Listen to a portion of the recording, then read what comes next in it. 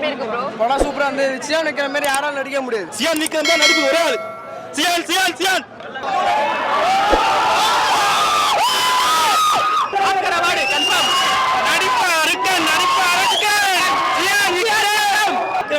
ஜீவியோட இது பிஜிஎம் செமையா இருந்துச்சு.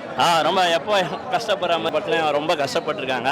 விக்ரம் சாரோட நடிப்பு வந்து அந்த அளவுக்கு இருக்குது. இந்த படத்துல விக்ரம் சார் தவிர வேற யார் பண்ணியிருந்தாலும் நல்லா இருந்திருக்கு. ஏன்னா அந்த அளவுக்கு அவரோட நடிப்பு, அவரோட உழைப்பா அவ்வளோ கொடுத்துருக்காரு இந்த படத்துக்காக. அவரோட உடம்பு மூலியமா நடிக்கிறதா இருக்கட்டும், சரி பேசுறதா இருக்கட்டும், நடக்கிறதா எல்லாமே ரொம்ப சூப்பராக இருக்குது. ரஞ்சித் அண்ணா வந்து அவர் சொல்லணுன்ற விஷயத்த கரெக்டாக சொல்லியிருக்காரு படத்தோட கிளைமேக்ஸில். ரொம்ப நல்லா இருக்கு. இது 1001 மாதிரி தவற விட்டுற போறீங்கன்ற ஒரு வருத்தத்தோட தான். தவற விட்டுருன்னு நினைக்கிறீங்க? 1001க்கு பார்க்கறதுக்கு மூளை இல்லாமல் இப்போ அந்த மூளை வளர்ந்து போயிடுச்சு.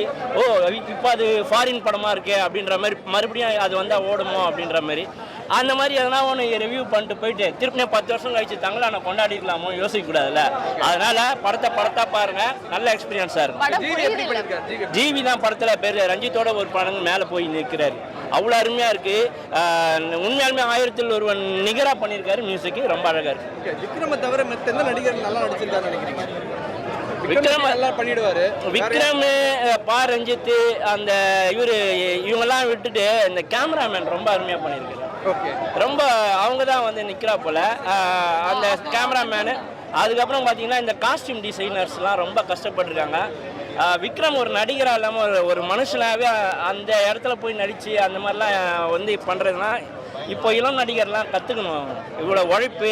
ஒரு கோயிலுக்கு வந்து ஒரு காளியை நேர்ந்து விடுவாங்க, ஒரு கோழியை நேர்ந்து விடலாம். அதுக்குன்னு கோடம்பாக்கத்துக்கு விக்ரமை நேர்ந்து விட்டா மாதிரி எல்லா போர்ஷன்லையும் இவ்வளோ கஷ்டப்படணும்னு அவசியமே கிடையாது.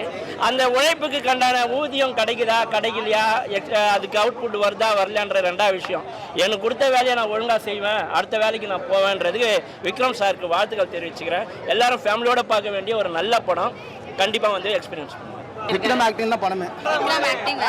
பசுபதி கேரக்டர் வந்து கண்டிப்பா அது ஒரு படத்துல அவருக்கும் ஒரு பங்களிப்பு இருக்கு. அவர் கேரக்டர் அவர் நல்லா பண்ணியிருக்காரு.